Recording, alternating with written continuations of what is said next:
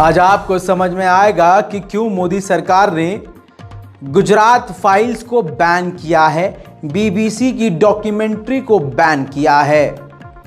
आज आपको फिर से पता चल जाएगा कि 2002 के कांड को छुपाया ही इसलिए जा रहा है ताकि फिर से 2002 से उससे बड़ा कांड किया जा सके।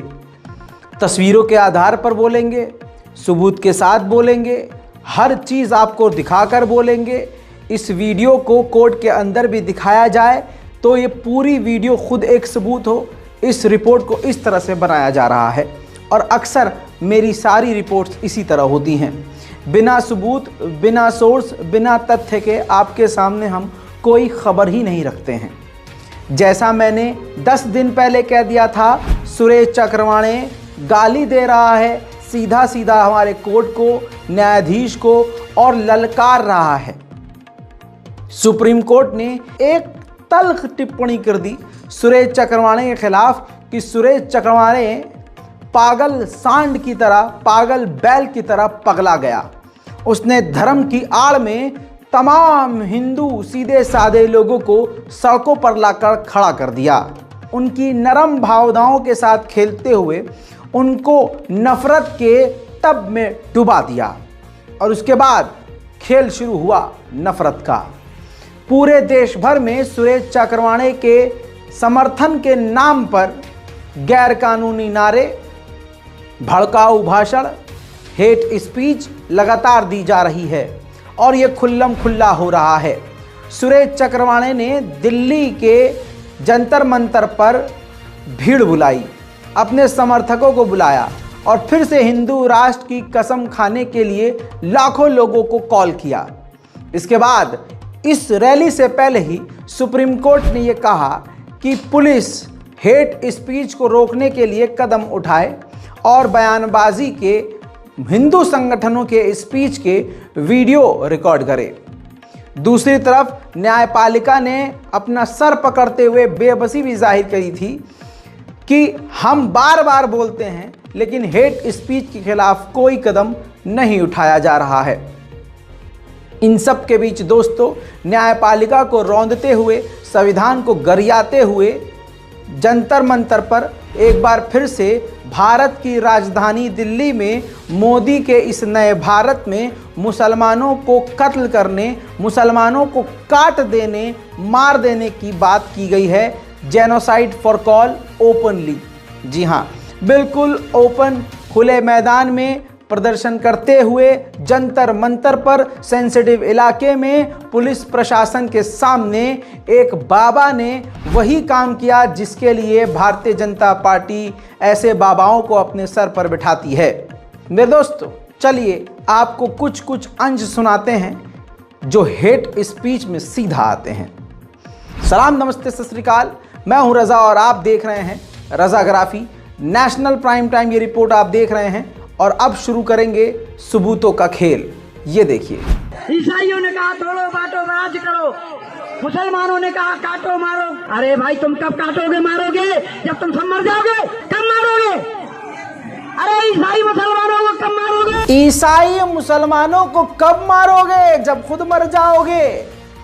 दोस्तों, अब आपसे एक सीधा सवाल है, सोच के देखें। मोदी खामोश, योगी आदित्यनाथ जी खामोश, अमित शाह जी खामोश और उनकी बहुसंख्यक समाज सड़क पर उतरकर अकलियत यानी माइनॉरिटीज के अब सीधा कत्ल की बात कर रही है।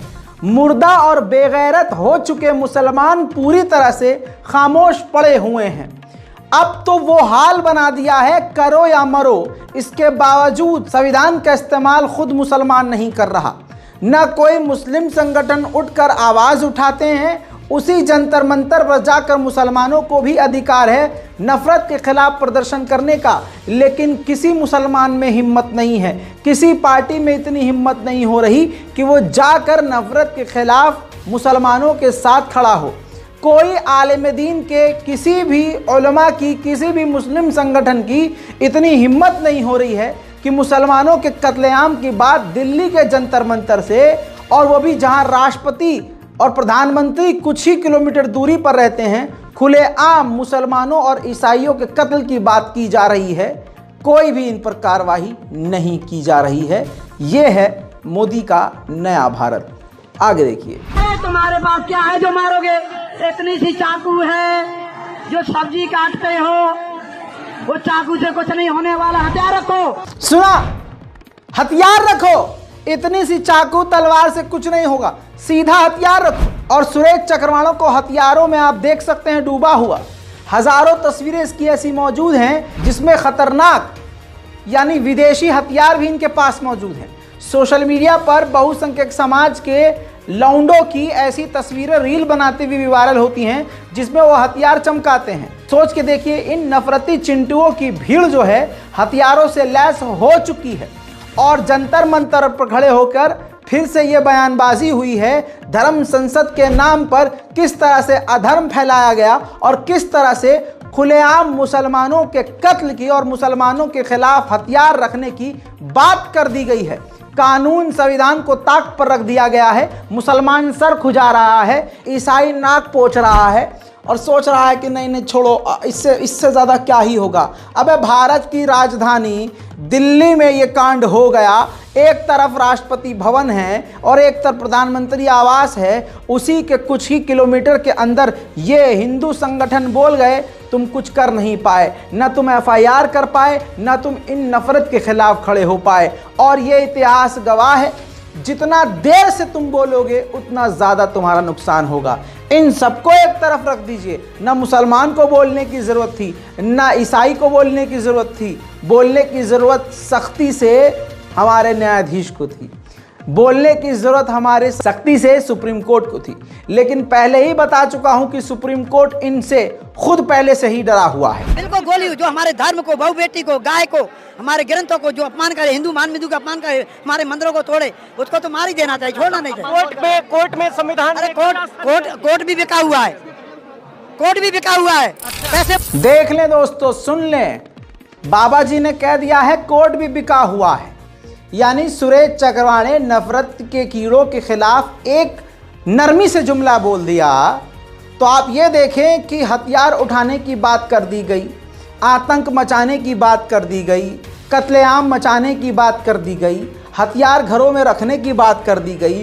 बात संविधान की पत्रकार ने कही, कानून की कही तो कह दिया कि कोर्ट भी बिका हुआ है, संविधान बिका हुआ है, न्यायाधीश बिका हुआ है, ये अमीरों का है सिर्फ। अगर उस समुदाय को डर लगता है तो समुदाय पाकिस्तान या बांग्लादेश चला जाए। भैया क्या क्या बताएं आपको, ये सब दिल्ली में हो गया।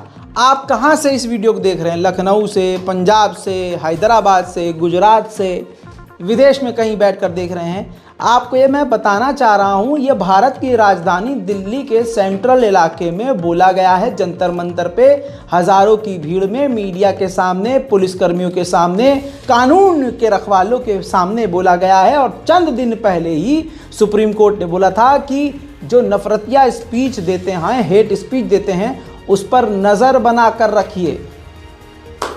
कोर्ट को ठुल्लू दिखा दिया गया है। ये जो पुलिस वाले हैं, ये जो संविधान के रक्षक बनते हैं, और आप अब ये देखिए, जो मुसलमान ये सोच रहा है कि नहीं नहीं कुछ नहीं, ऐसा सिर्फ खबरों में चल रहा है, ये सब बेकार की बातें हैं। अच्छा, नंबर तुम्हारा भी आगा, कहना नहीं चाहिए। तुम्हारी भी बेटियां हैं, तुम्हारे भी लौंडे हैं। मॉब लिंचिंग लड़के की हो सकती है, बिटिया की इज्जत टूट सकती है। तुम पर झूठा इल्ज़ाम लगाकर गौ तस्करी का, लव जिहाद का, कुछ भी करके उनके पास बड़े हथियार हैं। गोली और तलवार उनको चलाने की ज़रूरत नहीं है। मोदी सरकार ने किया ही यही है। कानून ऐसे ऐसे बना दिए हैं कि वो कानून हथियार की तरह इस्तेमाल कर रहे हैं। लेकिन आप जब तक ये समझेंगे, आप किसी अपनों को खोज चुके होंगे। ये आज मेरी इस बात को लिख के ले लीजिए। हदें सारी कब की पार हो चुकी हैं। हरियाणा के बीजेपी नेता, बीजेपी चीफ मीडिया कोऑर्डिनेटर सूरज पाल ने जो बात कही है वो संविधान के मुंह पर तमाचा है, सुप्रीम कोर्ट का सीधा अवमानना है। अब आप क्या ही कहेंगे और क्या ही देखेंगे। सुरेश चक्रवाणी के समर्थन में ये कोर्ट के गरिबान तक पहुंच चुके हैं। चौहान के को कोई हाथ लगाएगा तो आप हाथ लगाने देंगे क्या? सुरेश चौहान के को कोई छेड़ेगा तो आप उसको छोड़ोगे क्या? हिंदू राष्ट्र बनाने से हमें कोई रोकेगा? उसे आप छोड़ोगे क्या? ईंट से ईंट बजा दोगे या नहीं? सुरेश चौहान अकेला नहीं है, पूरे हिंदुस्तान का 125 करोड़ हिंदू सुरेश चौहान के साथ है। आप जोरदार तालियां बजाकर सुरेश चौहान का समर्थन करें। सुरेश चौहान के खिलाफ जिस प्रकार से एक लॉबी काम कर रही है। चलिए अब आगे बढ़ते हैं और आगे बढ़ के बता दूं कि मोहन भागवत आरएसएस के चीफ ने एक बम फोड़ दिया है। अब कमाल ये है कि देखना ये होगा कि इसमें अंधभक्त गूखोर इसमें इनका साथ देते हैं कि नहीं। इस नए बयान में मोहन भागवत ने कहा है कि जातिवाद भगवान ने नहीं बनाई, जातिवाद तो पंडितों ने बनाई और ये गलत था। यानी पंडितों ने जातिवाद बनाया। मोहन भागवत ने ये सीधा इल्ज़ाम लगाया और कहा कि जो पंडितों ने किया है ये बहुत गलत काम किया, जिससे आज हम बटे हुए हैं।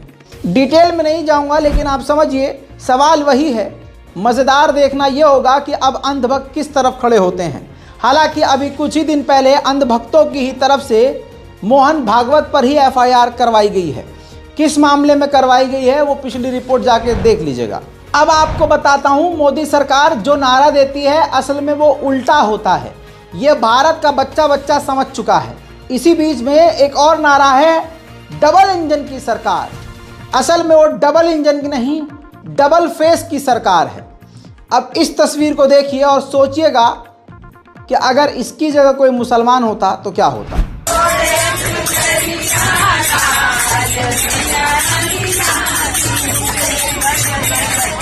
सुन लिया, देख लिया। ट्रेन के अंदर बहुसंख्यक समाज कुछ भी करे तो वो अच्छा लगता है, मज़ा आता है उनको। लेकिन इसी जगह जहां दर्जनों नाच गा रहे हैं वहां एक अकेला मुसलमान अगर नमाज पढ़ लेता 2 रकत, तो भाई साहब जिसमें ऐसी ऐसी जगह दर्द हो जाता है इनको कि बता भी ना पाए ये डॉक्टर को। भारत के मुसलमान अपने लिए स्टैंड तो नहीं ले पा रहे हैं, लेकिन भारत में मुसलमानों और ईसाइयों के खिलाफ जो कुछ भी हो रहा है पूरी दुनिया में देखा जा रहा है। भले ही मोदी जी उसको बैन कर देते हों, चैनलों को डिलीट करवा देते हों, लेकिन सच छुप नहीं रहा है। अब इन्हीं का वार इन्हीं के खिलाफ इस्तेमाल होना शुरू हो चुका है। ये ताज़ा तस्वीर अमेरिका की है, जहां पर दुनिया भर के जो मुसलमान अलग अलग शहरों से अलग अलग देश से आकर रहते हैं, उन लोगों ने बाइकॉट हिंदू, स्टॉप हिंदुत्व के नारे लगाए हैं। जी हाँ, अगर यही सब जगह गल्फ में होने लगे, फॉर एग्जाम्पल जैसा हिंदुत्व संगठन आरएसएस के संगठन ये मुसलमानों के खिलाफ भारत में कर रहे हैं, अगर ऐसा ही गल्फ सिर्फ कुवैत ने हल्का सा कदम उठाया था, मोदी जी के खुद के सुर बदल गए थे। अब अगर गल्फ देशों में हमारे लिए आवाज़ उठा दी जाए, हमारे लिए ना उठाए, जो ये हमारे साथ कर रहे हैं वहाँ वो उनके साथ शुरू कर दें, तो आपको अच्छे से मालूम है 48 घंटे के अंदर रात को 8 बजे एक शख्स टीवी के आगे इमोशनल रोता हुआ दिखेगा, घड़ियाली आंसू बहाता हुआ, और फिर मुसलमानों के घरों में घुसने की बात कहेगा कि मुसलमानों और निचले तबके तक जाकर पहुंचो और पसमानदा मुसलमानों तक पहुंचकर उनको समझाओ कि सबका साथ और सबका विकास जरूरी है। प्रधानमंत्री हमारे नाले से गैस बनाना सिखा देते हैं, हवा से ऑक्सीजन निकालकर पानी बनाना सिखा देते हैं। कभी कहते हैं कि भीख मांगकर मैंने खाया, कभी कहते हैं चाय बेचकर मैंने पेट पाला, कभी कहते हैं शादी नहीं हुई, कभी नज़र आता है कि बीवी को छोड़े हुए हैं। दोस्तों सच क्या है झूठ क्या है वो सारी दुनिया को मालूम है, लेकिन जो भारतीय जनता पार्टी में नेता है वो मास्टर है झूठ बोलने में। बड़े ही दुख के साथ ये बातें बोलनी पड़ रही हैं, क्योंकि सच यही है। अब हमारे भारत के और मोदी जी की सरकार के यानी बीजेपी के जो रेल मंत्री हैं हमारे देश के बीजेपी पार्टी के, उन्होंने एक वीडियो को शेयर किया, फर्जी, समझ रहे हैं, फर्जी स्पीड दिखाई। ये वीडियो है, उसका पूरा फैक्ट चेक आपके सामने रख रहा हूँ। माननीय अश्विनी वैष्णव जी जो हैं उन्होंने हैशटैग आमची वंदे नाम से एक वीडियो शेयर किया, हैशटैग डाल के, और लिखा in a first Vande Bharat navigates through 2 steepest ghats of India. और दिखाया है कि क्या ज़बरदस्त स्पीड से वंदे भारत रॉकेट की तरह दौड़ रही है। देखिए असली तस्वीर लेफ्ट साइड आपको नज़र आ रही है, ये नॉर्मल स्पीड है। जैसे अक्सर आप लोग मेरी वीडियो की स्पीड बढ़ाकर जल्दी जल्दी खबर सुनते हैं, वैसे ही माननीय अश्विनी जी ने वीडियो को स्पीड बढ़ाया। स्पीड बढ़ाने के बाद ट्रेन की स्पीड दिखा दी कि वह दंदनाते हुई चीन से तेज़ से एकदम रॉकेट की स्पीड में भाग रही है वंदे भारत, और उसको पोस्ट कर दिया। लेकिन कुछ ही देर बाद जनता बेवकूफ़ नहीं है। जब मुझे ही देखने वाले लोग मेरी वीडियो को स्पीड बढ़ाकर देख रहे हैं तो जनता तो जानती ही है सब कुछ। जनता ने नीचे कमेंट करना शुरू कर दिया। उसके बाद ये ट्वीट अश्विनी जी के, माननीय नेताजी के ट्वीट से गायब हो गया। लेकिन हम चतुर हैं, चालाक हैं, लीजिए स्क्रीनशॉट सेव कर लिए थे हम। क्या बात है सर, क्या बात है सर, क्या बात, ये बात है। धनबाद झारखंड से एक कांड सामने आया है। ये वहीं की तस्वीरें हैं जहां पर हिंदू संगठन ने रैली निकाली है और मांग करी है कि हलाल बैन कर दिया जाए। हलाल गोश्त हो, हलाल कुछ भी हो, बस हलाल से नफरत है, हलाल को पूरे देश में बैन कर दिया जाए। मेरे दोस्तों सवाल ये है, जो गू खाते हैं उनको भाई हलाल क्यों ही पसंद होगा? जो नजिस रहते हैं, जिनके यहाँ निजासत और पाकीज़गी का कोई चैप्टर ही नहीं है, वो तो गो ही खा रहे हैं, पेशाब उनके लिए पवित्र है। तो भाई साहब आप तो गू खाओ, हम तो ये भी नहीं कह सकते हैं कि मेरे से तो गू खा भैये, क्योंकि भाई वो तो खा ही रहे हैं। अब आपको गू खाना है, पेशाब खाना है, रोटी खानी है, वो खाओ। हलाल खाना है, हराम खाना है, तुम तो हराम ही खा रहे हो। तो भाई हम तो कह रहे हैं हराम खाओ। लेकिन ये जो सवाल कर रहे हैं कि हलाल देश से ख़त्म हो जाना चाहिए, ये सिर्फ मुसलमानों को उकसाने के लिए एक कदम है। हर दिन आप देख रहे हैं कि मुसलमानों के खिलाफ पूरी प्लानिंग के तहत बेरोज़गार भीड़ लगी हुई है, और ये सब 2 ही लोग करवा रहे हैं।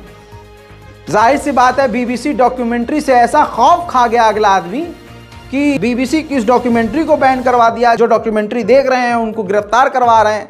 तो आप समझ सकते हैं इनको बचाने वाले, नफरतिया चिंटुओं को बचाने वाला कौन है। अब देश का हाल और अपनी बातों पर सच्चाई का ठप्पा जज साहब से लगवाऊंगा मैं। सुप्रीम कोर्ट के पूर्व जज मदन बी लोकुर ने क्या कहा है वो आपको बता देता हूं। माननीय मदन बी लोकुर ने कहा है कि केंद्र सरकार अपने लोगों को जज बनाकर न्यायपालिका पर कब्जा करना चाहती है। टाटा, खत्म, बाय बाय, गया हो गया, देख लो। यही तो बोलता आ रहा था मैंने कितनी बार कहा है कि हर संस्था में, हर ऑर्गेनाइजेशन में, हर कंपनी में, हर फील्ड में आरएसएस का एक व्यक्ति बैठा है। ज़्यादा से ज़्यादा आरएसएस के लोग, संघ के लोग और हिंदू संगठन के लोग पहुंच चुके हैं। अब जो बची कुची न्यायपालिका थी वहां पर भी अपने लोगों को भारतीय जनता पार्टी पहुंचाकर देश पर कब्जा करना चाहती है। ये मैं नहीं कह रहा हूं, सुप्रीम कोर्ट के पूर्व जज कह रहे हैं। तो भाई वो आदमी कुछ कह रहा है तो उसमें कोई तो दम होगा। चलिए अब करते हैं रोजगार की बात।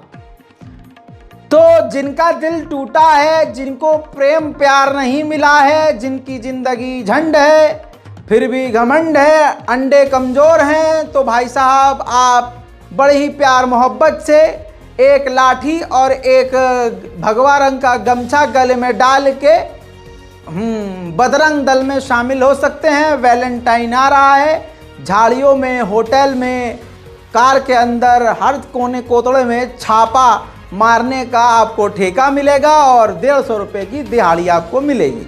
गजब बेइज्जती है। चलिए, मज़ा नहीं आया तो आपको कुछ ही दिन बाद, वैलेंटाइन के बाद तस्वीरें ऐसे आपको देखने को मिल जाएगी, क्योंकि ये संगठन पहले से ही एक्टिव हो चुका होगा। उधर देखिए, भारत की रोजगार की बात हो रही है यार, सुन तो लो। ये रोजगारी था जो मैंने बताया आपको, 150 रुपये दिहाड़ी। अब अगला देखिए, 600 कर्मचारी, एक कंपनी है भारत की इन्फोसिस, अपने 600 एम्प्लॉय को निकाल रही है। क्योंकि कंपनी नुकसान में जा रही है, यानी सीधी सीधी बात भारत में बेरोजगारी बढ़ रही है। उधर भक्तजनों को पिताजी खुदा ही कंफ्यूज कर रहे हैं। जहां ये देखिए मोदी जी का ये डायलॉग आपको याद होगा, पठान विवाद के बीच मोदी जी ने कहा था और बीजेपी नेताओं को नसीहत दी थी कि फिल्मों पर अनावश्यक टिप्पणी से दूर रहें। उधर योगी आदित्यनाथ ने बोल दिया है कि बॉलीवुड ऐसे सीन न दिखाए जिन पर विवाद हो, मर्यादा में रहें। बायकॉट पठान पर सीएम योगी आदित्यनाथ बोले। अब यहाँ पर भक्तजन कंफ्यूज हैं कि अब्बा की माने कि चच्चा की माने तो किसकी माने। जस्ट इमेजिन, अगर मैं कभी पाकिस्तान तो नहीं गया, लेकिन अगर मैं पाकिस्तान के बॉर्डर तक भी चला जाऊं तो भक्तजन मुझे क्या घोषित कर देंगे? गद्दार। हालांकि करने की कई बार कोशिश करी है घोषित गद्दार, लेकिन हम जो है उनके बाप का चिट्ठा लिए बैठे हैं। उनका शजरा हमारे पास मौजूद है। जब भी हम पर आक्रामक होते हैं उनका शजरा खोल देते हैं, ससुर हक देते हैं। हमारे बाप दादाओं ने इस देश की आज़ादी के लिए अपने सर कटवाए। जिन मदरसों को आज ये गरिया रहे हैं, उन मदरसों में ही देश के आंदोलन की प्लानिंग्स हुई।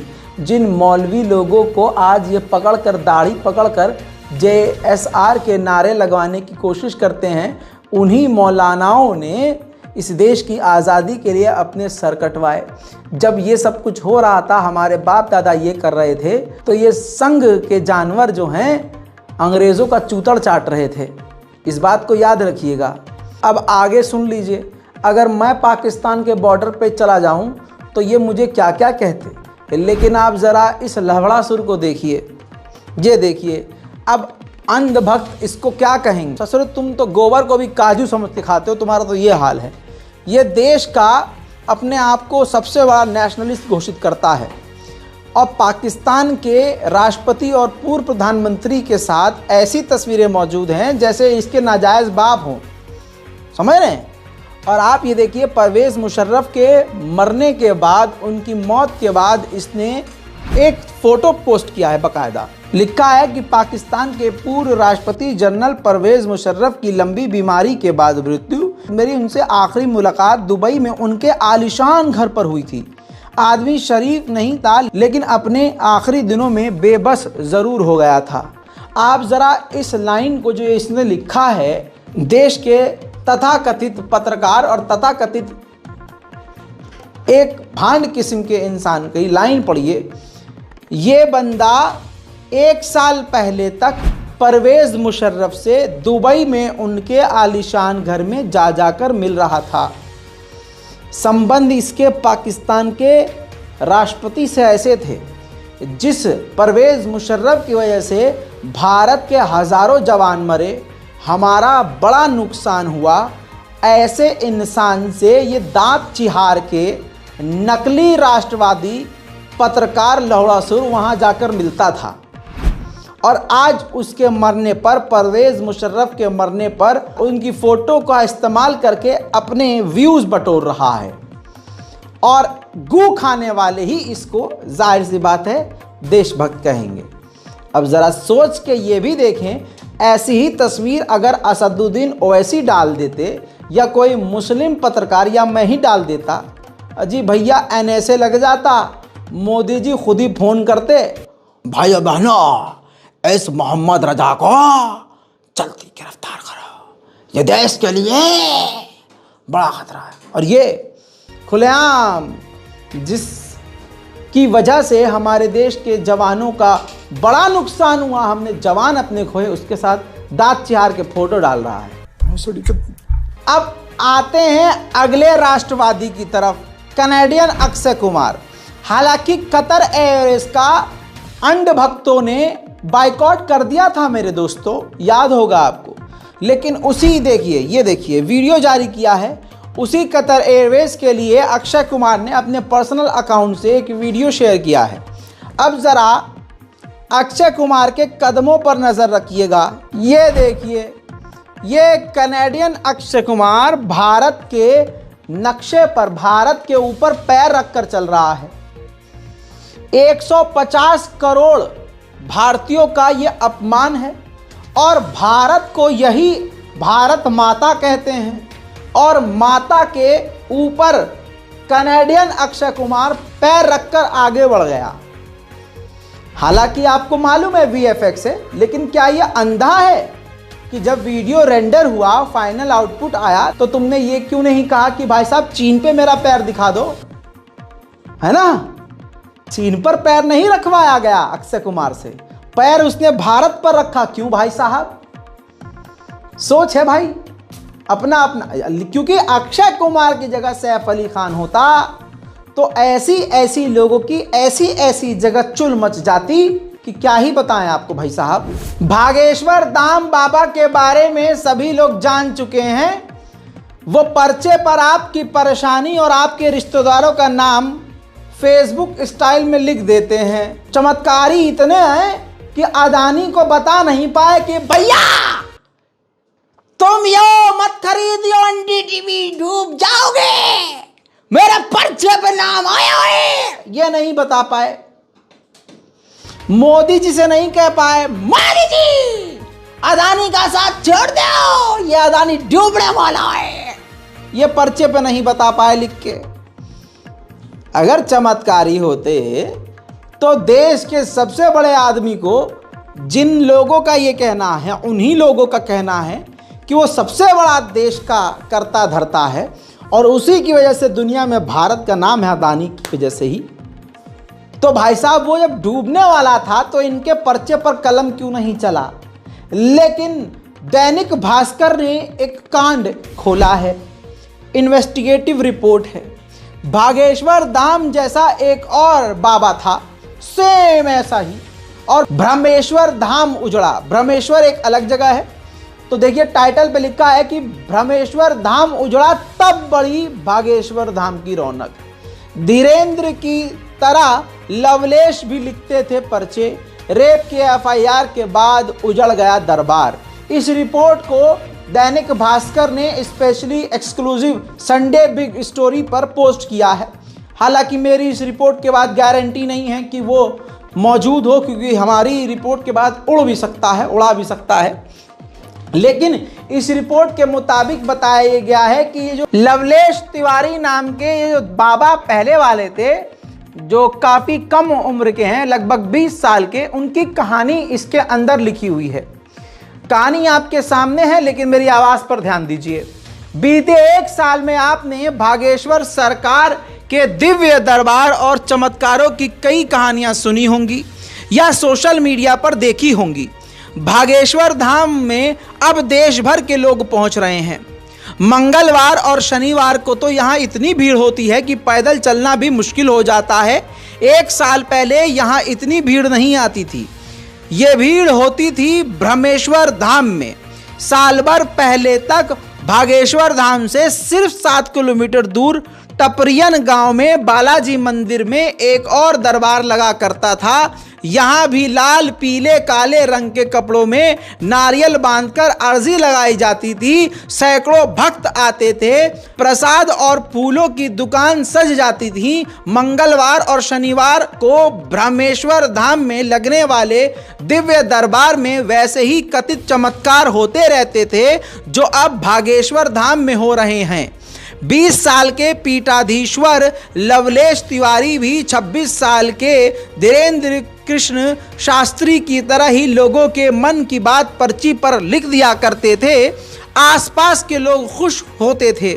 ब्रह्मेश्वर धाम में आने वाले भक्तों की ज़रूरतों से उन्हें रोजी रोटी का नया जरिया मिल गया और हाईवे से 500 मीटर भीतर कच्चे रास्ते पर लोगों की भीड़ बढ़ती जा रही थी। अचानक एक दिन लवलेश महाराज पर दुष्कर्म की एफआईआर हुई। 16 फरवरी 2022 को एफआईआर हुई। मामला कुछ इस प्रकार था दोस्तों कि बाबा ने अपना वो जो चलता है सेशन वो ख़त्म किया और एक महिला को रोक लिया कि आओ तुम्हारे पेट में और जो बदन में दर्द रहता है उसको मिटाते हैं। और इसके बाद उन्होंने क्या किया, जो भी किया, अगले दिन उस महिला ने अपने पति के साथ जाकर एफआईआर कर दिया। दोनों बाबाओं की कहानी मिलती है, ऐसा खुद दैनिक भास्कर ने कहा है। चलिए, आज जो बहुत बड़े बड़े बाबा बन रहे हैं, मैं बता दूं कि इस देश के सबसे बड़े बाबा, जिनके फैन प्रधानमंत्री थे, राष्ट्रीय सुरक्षा सलाहकार थे, जो उनके सामने नाचा करते थे, जी हाँ, वो आसाराम बापू भी आज उम्र कैद जेल में काट रहे हैं। भले ही धारा 370 हटाकर अपनी ही पीठ थपथपा रही है भारतीय जनता पार्टी, और भारतीय जनता पार्टी के इशारे पर एक फर्जी फिल्म बनाकर प्रोपेगेंडा की हवा बना दी गई। उस प्रोपेगेंडा फिल्म का नाम है द कश्मीर फाइल, और इसको घोषित इंटरनेशनल फिल्म समुदाय संगठन ने कर दिया कि भाई साहब ये प्रोपेगेंडा और अश्लील और घटिया फिल्म है। लेकिन आप ये देखिए कि इसके बाद भी ढिढोरा पीटते रहे कि नहीं ये जुल्म हुआ है, जुल्म हुआ है। लेकिन असल में ये है कि जो कश्मीरी पंडित आज भी सड़कों पर बैठकर सरकार के खिलाफ प्रदर्शन कर रहे हैं, मोदी जी ने उनकी तनख्वाह रुकवा दी है। दिल दुखा देने वाला, दिमाग को चूर कर देने वाला, नसों को खोल देने वाला एक वीडियो सामने आया है, जिसमें आप ये देखेंगे कि भारतीय जनता पार्टी के नेता के सामने कश्मीरी पंडित हाथ जोड़कर कह रहे हैं कि प्लीज़ हमारी सैलरी रिलीज़ करवा दो, हम हर तरह से आपसे बातचीत करेंगे, आपकी मदद करेंगे, लेकिन हमारी तनख्वाह रिलीज़ करवा दो। पूरा वीडियो नहीं दिखा सकता, कॉपीराइट का झंझट है, लेकिन आप जो देखेंगे आपका दिल उससे टूटेगा। हमसे आप सिर्फ एक सॉल्यूशन देख लीजिए, मिडिल सॉल्यूशन। हम लोगों को वहाँ रहना बहुत मुश्किल है इस टाइम पे। हम नेशनल पॉलिसी में कंट्रीब्यूट करेंगे सर। आपसे हम बात करेंगे, ठीक है? हमें ऑडियंस मैं भरी से परिचित हूँ। जो संभव है वो हर सहायता आपकी और समाधान किया जाए। हमसे निवेदन सर, हम वहाँ नहीं जा पाएंगे। सैलरी अगर आप निकाल दो, हम आपके साथ बैठ के नेशनल पॉलिसीज में कंट्रीब्यूट करेंगे sir. We are nationalist force sir, nationalist force sir, nationalist force sir. हम आपसे ऑडियंस सुन लिया, देख लिया, दर्द हुआ तो इस वीडियो को शेयर कीजिएगा और अनभक्तों और उनके नाजायज़ पिताओं तक इस वीडियो को पहुंचाने में हमारी मदद कीजिएगा। अब इस तस्वीर को देखिए दोस्तों, इस तस्वीर में आपको जो चीज़ नज़र नहीं आ रही है वो है रेल की पटरी। जी हाँ, 2 दिन पहले तक यहाँ रेल की पटरी थी। समस्तीपुर डिस्ट्रिक्ट ऑफ बिहार की ये जगह है। बताऊं कि यहाँ पर 2 दिन पहले तक 2 किलोमीटर लंबी ट्रेन की पटरी थी। मज़ेदार बात यह है कि आज ये खेत खलियान जैसा जो खाली बंजर ज़मीन लग रही है। बता दूं कि इस 2 किलोमीटर के दायरे में आने वाली पटरी को चोर ससुरे पूरी की पूरी पटरियों को उखाड़ कर ले गए, बेच दिए। अब ये बेरोजगारी का स्तर समझिए या टैलेंट चोरों का समझिए। अब तो लगता है कि अच्छा हुआ, अल्लाह का शुक्र है इस पटरी पर ट्रेन नहीं थी, वरना ससुरे ट्रेन भी बेच देते। खैर, देश बेचने से कम ये तो सही है कि एक इंसान ट्रेन की पटरी बेच दे, वरना प्राइवेटाइजेशन के नाम पर एक शख्स ने तो पूरे देश ही बेच दिया है। दोस्तों, पठान के बारे में नई जानकारी दे के अनभक्तों के तमाम छेद के अंदर, जितने भी जिसमें छेद है, लाल मिर्चा डालना ज़रूरी समझता हूँ। ये देखिए दोस्तों, ताज़ा जानकारी ये है कि पठान फिल्म दंगल का रिकॉर्ड तोड़ चुकी है और कमाई के मामले में KGF 2 और बाहुबली 2 को भी पछाड़ चुकी है। बॉलीवुड की सबसे बड़ी और सबसे कमाऊ फिल्म बनने के रिकॉर्ड में शामिल हो चुकी है। लगभग 11 से 12 दिनों में 800 करोड़ से ज़्यादा पठान कमा चुकी है। इसीलिए मैंने ये बात कही थी और आज फिर से पैखाना गैंग, टट्टी गैंग से मेरी गुजारिश है, तुम इस देश की गंदगी हो और तुम इतने पनौती हो, तुम जिसको सपोर्ट करते हो वो बर्बाद हो जाता है, जिसे तुम बर्बाद करना चाहते हो भगवान उसे आबाद कर देता है।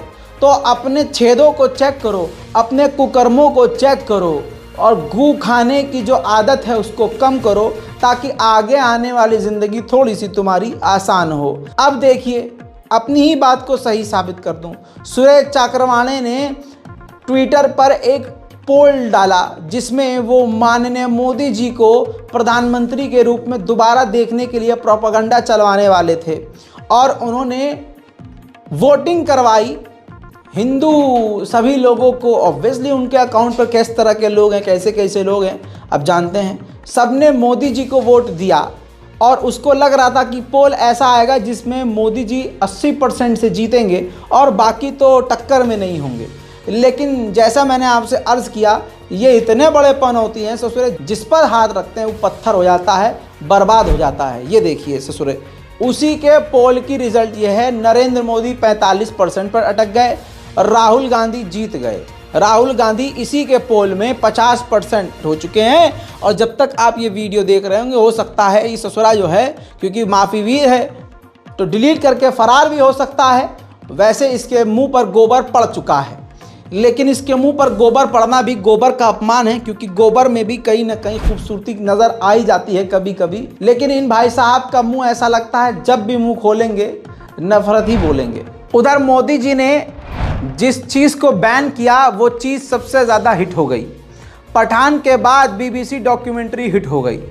हालांकि अब ये देखिए, बैन के बाद जो एक्सपर्ट हैं और जो वैज्ञानिक हैं, उन्होंने भी मोदी जी की आलोचना करी है कि उन्होंने ये जो कदम उठाया है बीबीसी की डॉक्यूमेंट्री को बैन करने वाला, ये मोदी जी पर और जनता को शक करवाने पर मजबूर कर चुका है। दोस्तों, चाइना को आखिरकार मोदी जी ने अपनी लाल आंख दिखा दी है। दोस्तों, चाइना थर थर कांप गया है। चाइना ने अपनी पैंट में ही हक दिया है। शी जिनपिंग ने हाथ जोड़कर मोदी जी से फोन पर बात करी और कहा है कि मोदी जी माफ कर दीजिए, माफ कर दीजिए, और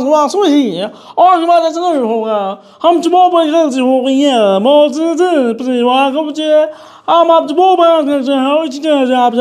करना चाहते हैं। जी हाँ, मोदी जी से ऐसे ही माफी मांगी है, क्योंकि मोदी जी ने सबसे बड़ी सर्जिकल स्ट्राइक कर दी है। चाइना जहां हमारी जगह जगह पर कब्जा करने की कोशिश कर रहा था, उधर मोदी जी को गुस्सा आ गया और मोदी जी ने 56 इंच की छाती का दम दिखा दिया।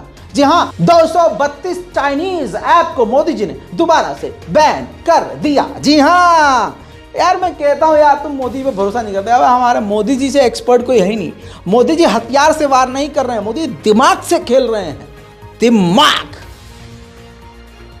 खतरनाक दिमाग, सर्जिकल स्ट्राइक। अंधभक्त इसी में खुश है। अरे यार मोदी जी आप, अरे मोदी जी कितने जबरदस्त आदमी है आप। तो दोस्तों, आपके सामने मैंने रख दिया देश का हाल। पूरे देश में फैला है नफरत का जाल।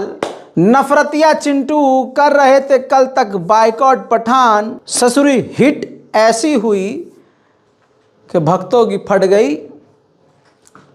Fill in the blanks bro, fill in the blanks. चलिए दोस्तों, इस पूरी रिपोर्ट पर अपनी राय कमेंट में लिखना मत भूलिएगा। इस रिपोर्ट को शेयर कीजिए, दुआओं में याद रखिए। जय हिंद।